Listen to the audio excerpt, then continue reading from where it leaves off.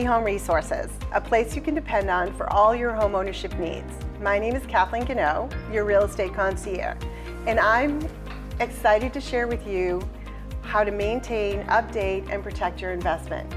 Today we're going to be talking about gutters, and I am here with Christopher Schubarth, with the brothers that just do gutters. I knew I would mess that up. It's a tongue twister. It definitely is. I've done this a while, everybody messes it up. Yeah.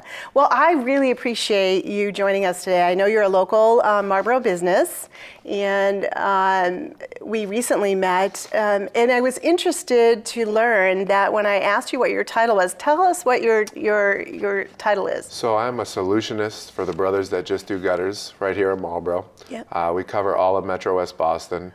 The reason why I'm a solutionist is because when I first, meet a client or customer face to face, they bring me out there because they're having a problem. Right. My main job and focus is to solve that problem right there on site, or if there's anything, I've done this a while where you can't help them with their problem, I can point them in the right direction or assist them.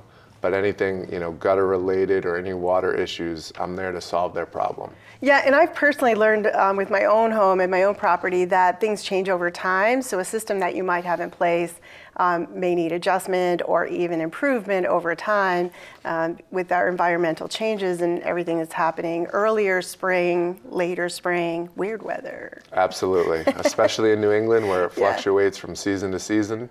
Maintenance, repairs, even replacements are almost always required. Right, right. So the big question I get is, what is the main purpose of a gutter? Whether it's new construction or resale, many of my clients are always asking me, well, what is the purpose of the gutters? Absolutely. So the main purpose is to redirect the water away from potential problem areas. Now that can be anywhere from foundational issues to doorways, entrances, walkways, anywhere where ice can build up in the wintertime, cause hazards. The main reason though is to protect your foundation and your massive investment. Whether it's a rental property, you own the home, rent it, whatever it may be, is to mostly protect the foundation, which can crack over time, mold, water can get in the basement, water can get in the attic. Yeah. It can go anywhere if it's not directed in the right way. Yeah, and that is so true. I have one of those houses that does not have any overhang over my door. And when it rains really hard after I added my solar panels, it kind of even misses the gutter. Yeah. It's crazy. So we know that gutters work for redirecting. What are some of the mistakes that homeowners make when installing a gutter if they're doing it themselves? The biggest issue, and it's the most common, is the pitch of the gutter. So when you're installing a gutter, sometimes you'll have 30, 40, even 50. Sometimes they exceed that. So when you're installing a gutter, you need to put, a downspout, typically on the right or the left, and you have to pitch it a certain way.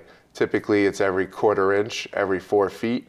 So what tends to happen is if it's a DIY project or someone's not putting a level to the gutter, it won't be pitched properly and the water won't flow correctly. So it's essentially doing not its job. So the water typically overflows when it sits in the gutter, or it gets behind the gutter and comes down the fascia, and it can cause more issues than it's solving. Kind of like a waterfall. So that's your most common issue from someone doing it their first time or an inexperienced installer. Right.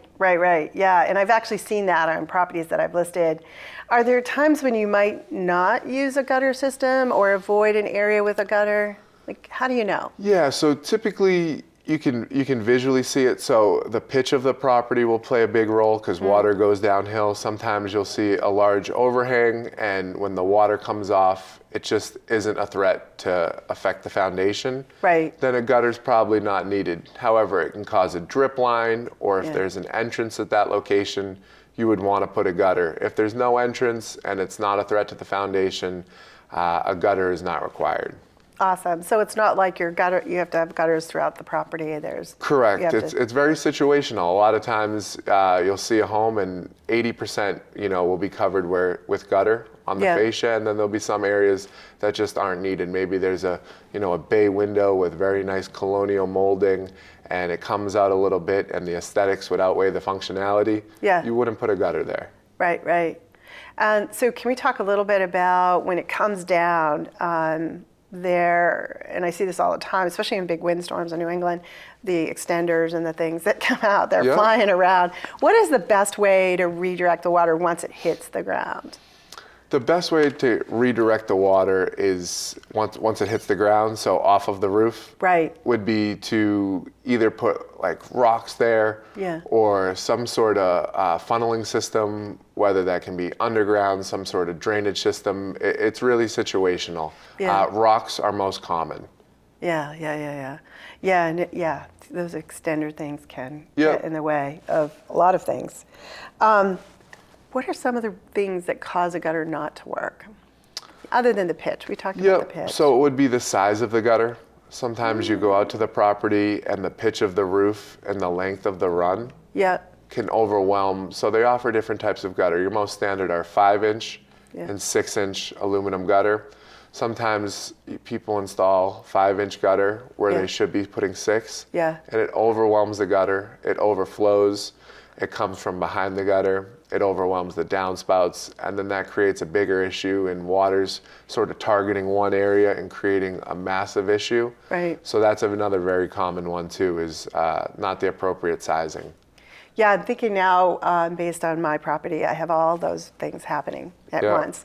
They but do. It's crazy. Once you do have gutters, what's the best advice you have for maintaining them and making sure that you're not having to replace them, or how long do they last? So our gutters typically come with a 20-year performance warranty. Yeah. Now that's for aluminum.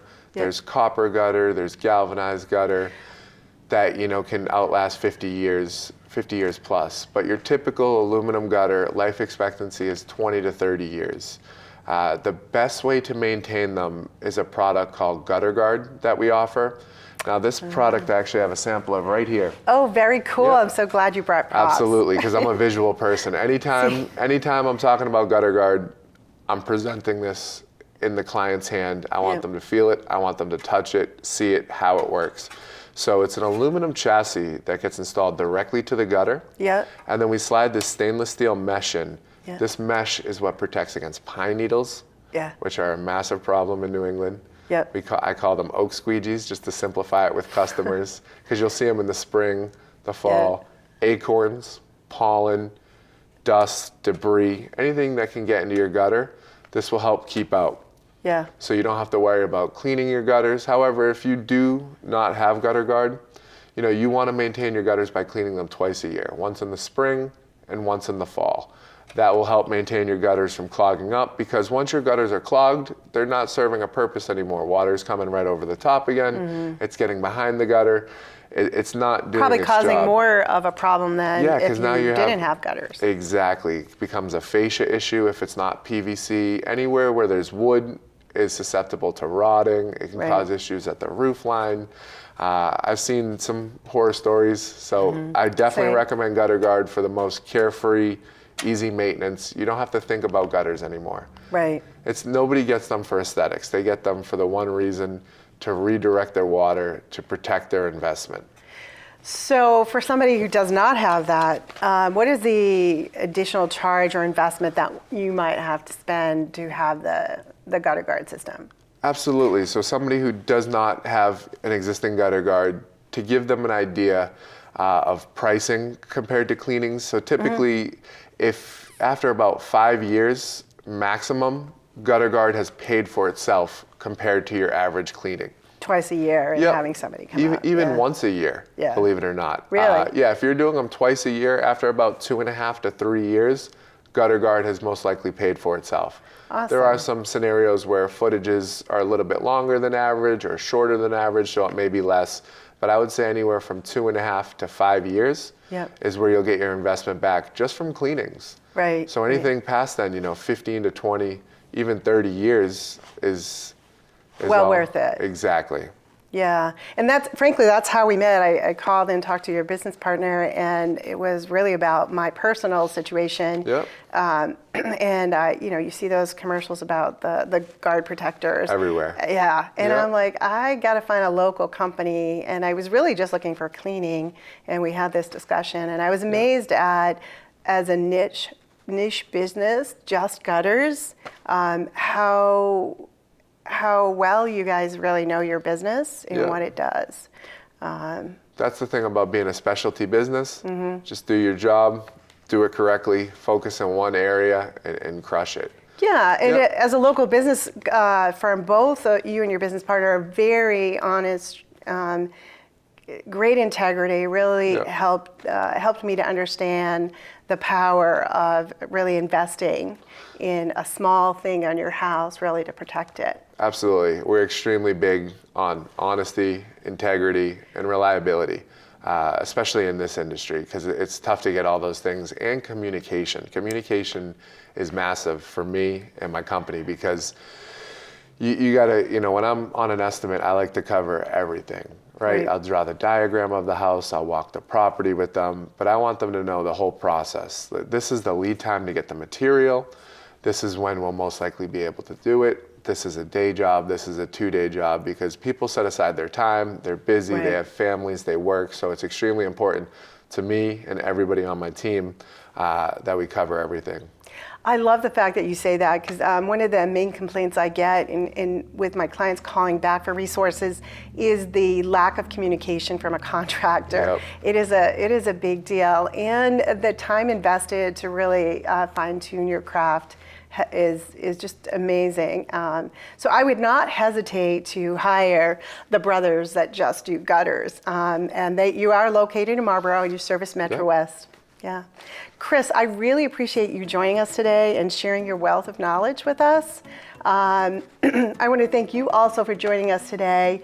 If you have tip ideas for topics for us or any questions about your home, please email us at the email on our address on the screen. We want to earn the right to be your real estate concierge. And I also invite you to join our Facebook group, Be Home Resources. Again, I'm Kathleen Gano, and I'm signing off for today. Be well and live well.